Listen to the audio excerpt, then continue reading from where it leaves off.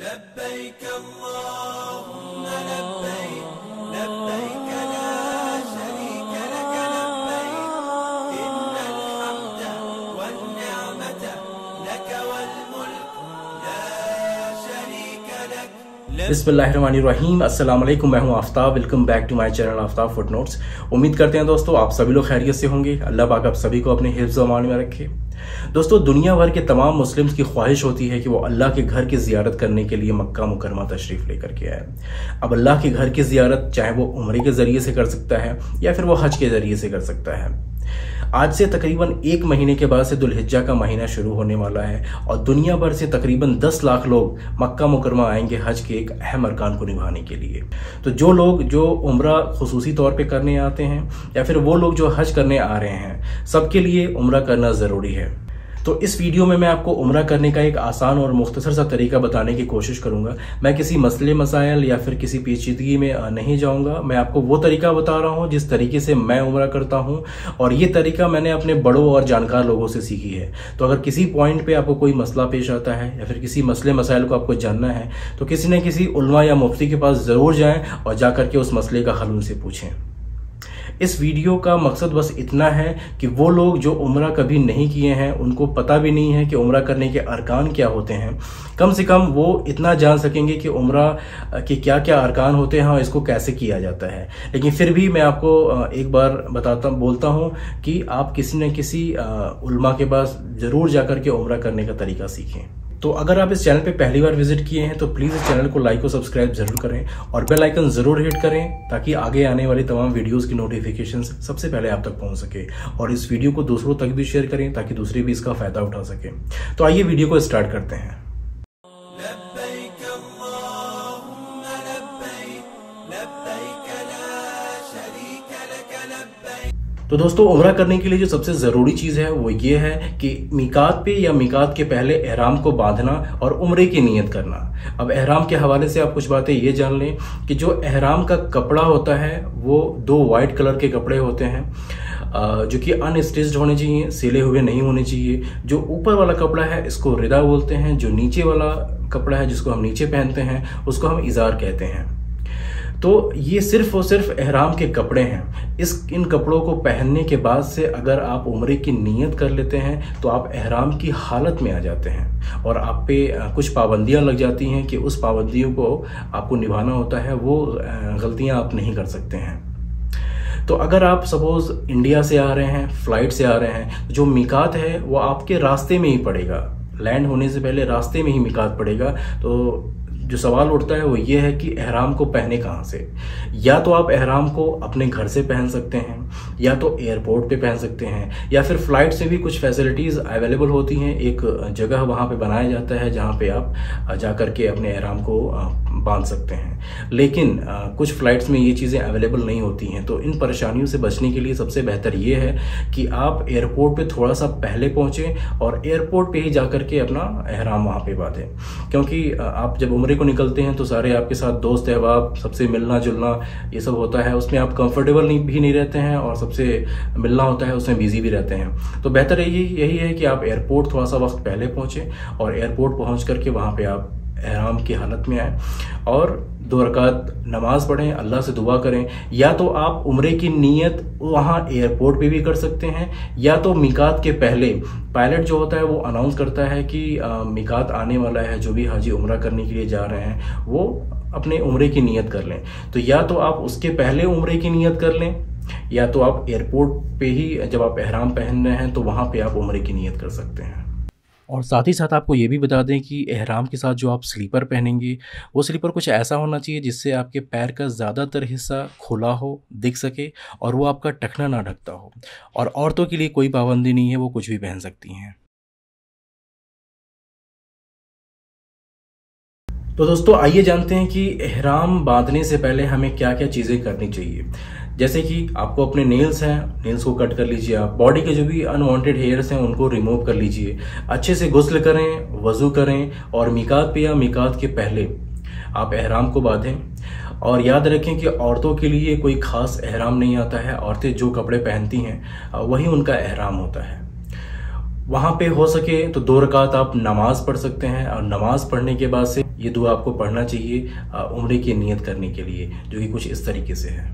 अल्लाहुम्मा इन्नी उरीदुल उम्रता फयस्सिर हाली व तकब्बलहा मिन्नी। उम्रे की नियत करने के बाद से आपको तलबिया पढ़ना होता है। कोशिश करेंगे तलबिया बुलंद आवाज़ में पढ़ें, और जब तक पढ़ें जब तक कि आप हरम शरीफ पहुँच करके तवाफ़ शुरू ना कर दें। याद रखें, तवाफ़ शुरू करने से पहले आपको तलबिया पढ़ना बंद करना होता है। तलबिया कुछ इस तरीके से पढ़ते हैं, लब्बैक अल्लाहुम्मा लब्बैक लब्बैक ला शरीक लक लब्बैक इन्नल हम्दा वन निअमता लक वल मुल्क ला शरीक लक। ये तलबिया है जिसको आपको बुलंद आवाज़ में पढ़ना होता है। एहराम की हालत में आने के बाद से आप पे कुछ पाबंदियां लग जाती हैं, वो काम जो आप एहराम की हालत में नहीं कर सकते हैं। जैसे कि आप अपने बॉडी के किसी बाल को ना तोड़ सकते हैं, ना शेव कर सकते हैं, आप अपने नाखून को नहीं काट सकते हैं, आप इत्र नहीं लगा सकते हैं, आप अपने सर को नहीं ढक सकते हैं, और एहराम को चेंज करके आप कोई और कपड़ा आप नहीं पहन सकते हैं। जो भी शादी के प्रपोजल वगैरह होते हैं आप इन कामों को नहीं कर सकते हैं। और याद रखें, आप शिकार नहीं कर सकते हैं। आपकी वजह से जानबूझ करके एक चींटी, मच्छर या मक्खी, कुछ भी आप किसी भी चीज़ को नहीं मार सकते हैं। तो इन सब पाबंदियों को एहतियात रखना चाहिए, इन सब चीज़ों से बचना चाहिए।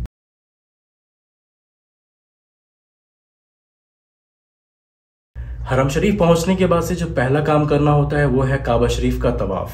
काबा शरीफ के 7 चक्कर लगाने होते हैं। लेकिन उसके पहले मैं आपको एक छोटी सी बात बताना चाहता हूँ, एक प्रैक्टिस जो कि मैं फॉलो करता हूँ, आपको भी इंशाल्लाह जान के अच्छा लगेगा। मैं क्या करता हूँ कि जब हरम शरीफ के अंदर मस्जिद में मैं एंटर करता हूँ तो अपनी नज़रों को थोड़ा सा मैं झुका लेता हूँ और झुका करके चलता हूँ। और जब मुझे लगता है कि मैं ऐसी जगह पे पहुंच गया हूं जहां पे अगर मैं अपनी नज़रों को उठाऊंगा तो सामने काबा शरीफ दिखेगा, उस वक्त पे मैं अपनी नज़रों को उठाता हूं और काबा शरीफ को देख करके मैं दुआ मांगता हूं। और अपनी दुआओं में एक चीज़ मैं ज़रूर शामिल करता हूं, ये कहता हूं मैं कि ऐ अल्लाह, हमारे नबी मोहम्मद सल्लल्लाहु अलैहि वसल्लम और तमाम जितने नबी इस जगह पे जितनी भी दुआएं मांगी हैं उन सब में मुझे शरीक कर और मेरे उम्रे को कबूल कर ले। ये दुआ मैं ख़ास तौर से मांगता हूँ। अगर आपको अच्छा लगे तो आप भी इस चीज़ को कर सकते हैं।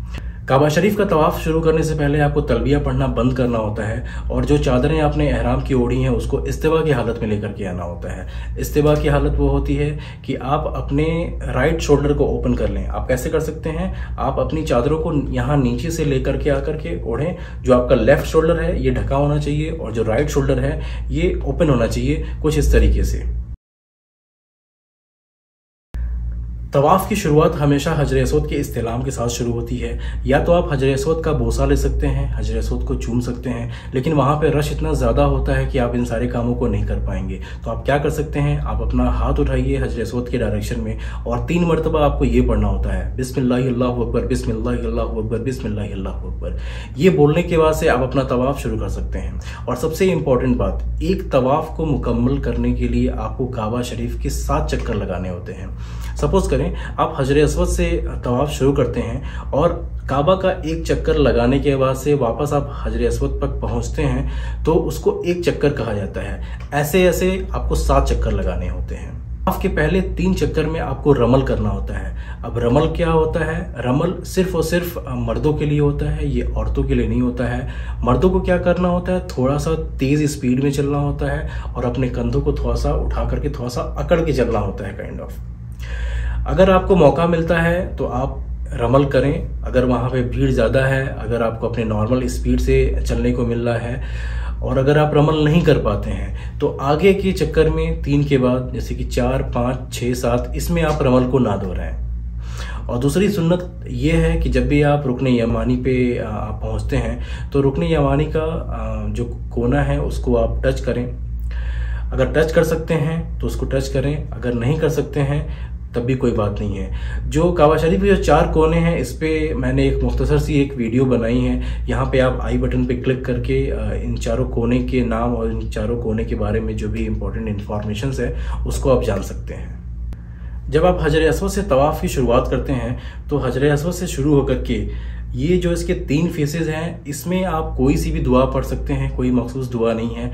मैं तीसरा कलमा इसमें पढ़ता हूँ और जब आप रुकने यमानी पे पहुंचते हैं तो रुकने यमानी से लेकर के हजर अस्वद के बीच में आप नबी सल्लल्लाहु अलैहि वसल्लम इस दुआ को पढ़ते थे, रब्बना आतीना फिद दुनिया हसनत व फिल आखिरति हसनत व वक़ीना अज़ाबन नार। तो इस दुआ को पढ़ना सुन्नत है। आप कोशिश करें कि इस दुआ को पढ़ें रुकने यमानी से लेकर के हजर अस्वद के बीच में। तो जब आप पहला चक्कर लगा करके हजर अस्वद पे पहुंचते हैं, फिर आप वहाँ पे इस्तिलाम करेंगे, फिर आप हजर अस्वद के डायरेक्शन में अपना हाथ उठाएंगे और पढ़ेंगे बिस्मिल्लाह अल्लाहु अकबर, बिस्मिल्लाह अल्लाहु अकबर, बिस्मिल्लाह अल्लाहु अकबर। और यहाँ से फिर आप दूसरा तवाफ़ शुरू करेंगे। याद रखें, भीड़ अगर ज़्यादा हो और अगर आपको हजर अस्वद ना दिख सके तो आप देखेंगे इस फोटो में जो ग्रीन लाइट दिख रही है ये ठीक हजर अस्वद के डायरेक्शन में है, और यहाँ से आप पता कर सकते हैं कि ये हजर अस्वद की डायरेक्शन आ गई है। अगर वहाँ पे आ गई है तो आप हजर अस्वद की डायरेक्शन में इस्तिलाम करके और फिर अपने तवाफ़ की शुरुआत कर सकते हैं। दूसरी एक और बात आपको बता दूं कि आप जब तवाफ़ कर रहे हैं और सपोज़ करें कि आपको वहाँ पे नमाज का वक्त शुरू हो गया है, तो आप उस केस में क्या करना चाहिए आपको कि जो आप इस्तिवा की हालत में जो आपका राइट शोल्डर ओपन था उसको आप ढक लें जिस वक्त में जबकि नमाज हो रही है। जैसे ही नमाज आपकी मुकम्मल हो वापस से आप उसको राइट शोल्डर को ओपन कर लें और फिर अपना तवाफ़ वहाँ से आप शुरू कर सकते हैं। तो ये था तवाफ़ करने का तरीका। तवाफ़ मुकम्मल करने के बाद से जो दूसरा काम करना होता है वो आपको मकाम इब्राहिम के पीछे जाकर के नमाज़ पढ़ना होता है। ये मकाम इब्राहिम है, इसके पीछे जहाँ भी जगह आपको मिलती है वहाँ जाकर के आप खड़े हो जाएं और वहाँ पे 2 रकात वाजिब तवाफ़ 2 रकात नफली नमाज आप पढ़ें और कोशिश करें कि उन 2 रकात की नमाज में जो पहली आयत हो वो कुल या अय्युहल काफिरून इसको पढ़ें आप, और जो दूसरी आयत है उसको कुल हुवल्लाहु अहद इस आयत को यूज़ करें उस नमाज को पढ़ने के लिए। और अल्लाह से उसके बाद से आप दुआ मांगें कि अल्लाह आपके उम्रे को कबूल करे, क्योंकि आपने एक तवाफ़ मुकम्मल किया है। ऐसा करने के बाद से आप वहाँ पे आगे बढ़ें। वहाँ पे ढेर सारे जमजम के वाटर कूलर्स लगे होते हैं, आप जा कर के खूब अच्छे से आप जमजम पिएं।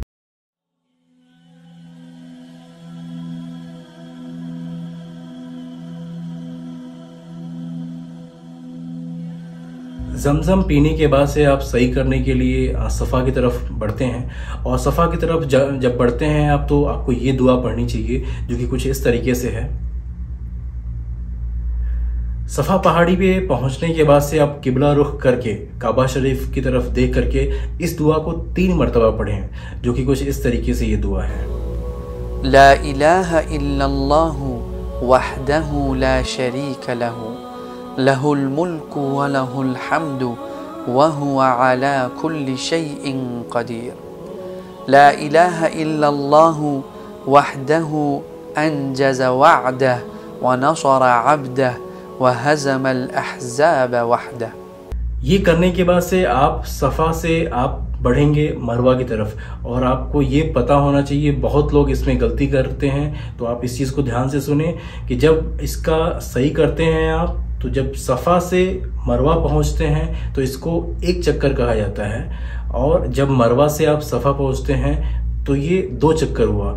इस तरीके से आपको 7 चक्कर मुकम्मल करने होते हैं। तो अगर आप जो सही है उसको सफ़ा से शुरू करते हैं तो जो ख़त्म होगा सही वो मरवा पे ख़त्म होगा, क्योंकि सफ़ा से मरवा, मरवा से सफ़ा, फिर सफ़ा से मरवा, इस तरीके से करके जो 7वां चक्कर होगा वो आपका मरवा पे ख़त्म होगा। सफ़ा और मरवा पहाड़ी के बीच में एक जगह ऐसा आता है जहाँ पे ग्रीन कलर की इस तरीके की लाइट जल रही होती है।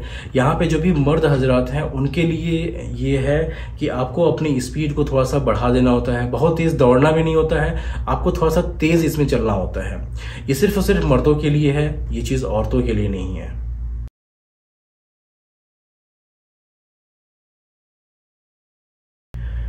उम्रा मुकम्मल करने के बाद से आप चाहें तो वहाँ पे 2 रकात नमाज पढ़ सकते हैं और अल्लाह से वहाँ पे दुआ मांग सकते हैं, लेकिन अभी भी आप एहराम की हालत में हैं, आपका उम्रा पूरी तरीके से मुकम्मल नहीं हुआ है। एक अरकान जो कि रह जाता है वो है बाल हलक कराने का। तो बाल हलक कराने के लिए आप हरम से बाहर निकलेंगे, क्लॉक टावर सामने दिखेगा, क्लॉक टावर के अंदर आपको ढेर सारे शॉप्स वहाँ पे हैं, लोग बैठे हुए हैं बाल हलक करने के लिए।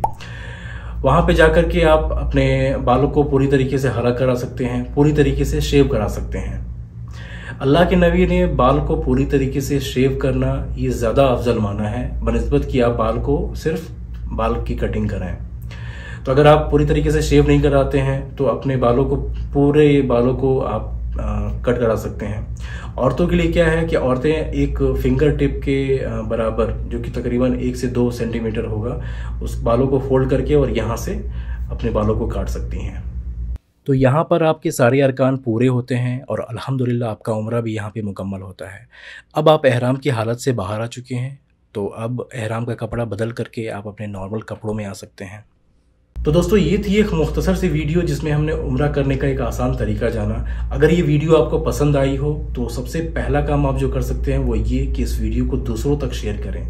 जो भी लोग उम्रा करने के लिए आ रहे हैं या फिर हज करने के लिए आ रहे हैं उनके लिए थोड़ी सी आसानी हो जाएगी। और अगर आप हज करने के लिए या उम्रा करने के लिए आ रहे हैं तो सबसे पहले आपको बहुत बहुत मुबारक हो। मैं अल्लाह ताला से दुआ करता हूँ कि आपके उम्रे को, हज को अल्लाह ताला कबूल करे। और जो भी लोग यहाँ पे उम्रे के लिए या हज के लिए आ रहे हैं, अल्लाह पाक सबकी इबादतों को, सबके उम्रे को, हज को कबूल करे। अगर मेरे लिए कोई काम आप कर सकते हैं वो ये कि आप मेरे वालिदैन के लिए दुआ कीजिए, आप मेरे लिए दुआ कीजिए। तो चलें फिर बड़ों की इज्जत करें, माँ बाप की खिदमत करें और मुझे भी अपनी दुआओं में याद रखें। मिलते हैं फिर अगले वीडियो में, तब तक के लिए अल्लाह हाफिज।